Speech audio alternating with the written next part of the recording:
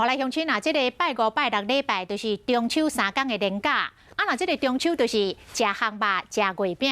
营养师特别来提醒，热量上悬的双两仁的月饼，热量是高达790卡。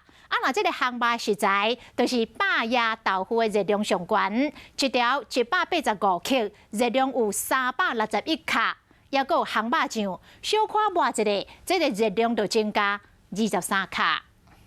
好食的高级好牛，互人看甲嘴烂插插丁。中秋节民众食月饼、烧酒烘肉，民众上爱烘什么？应该是烤香肠吧？牛肉、猪肉、海鲜，像虾子吗？鲜科。爱食烘肉爱注意，有的食材卡路里可能互你料想袂到。吐司吗？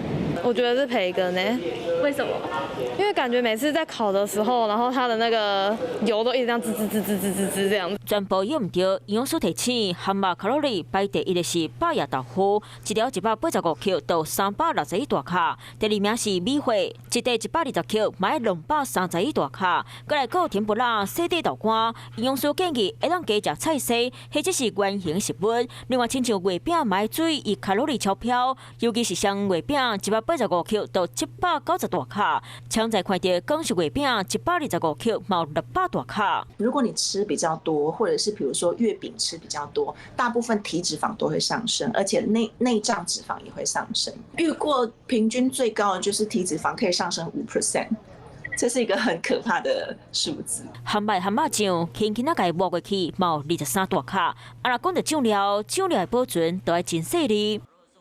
厨房口咸姜仔酱喷啊贵的红机器，就亲像发生命案。今年8月，伫咧中国贵州发生一件咸姜仔酱爆炸事件，本来密封的罐头熊熊爆炸。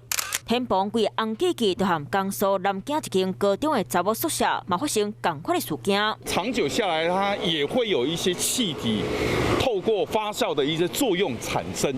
那么这个时候呢，可能在长久的情况下，内部的气体的压力会逐渐增强。两件咸姜酱料罐头爆炸案件，可能和高温、有保存无好势有关系。民众拍开罐头之前，嘛是拢要加注意，可袂着伤。Hello， 大家好，我是乃瑜，要教给大家2个任务。第一个，华视新闻的脸书专页，你按赞了吗？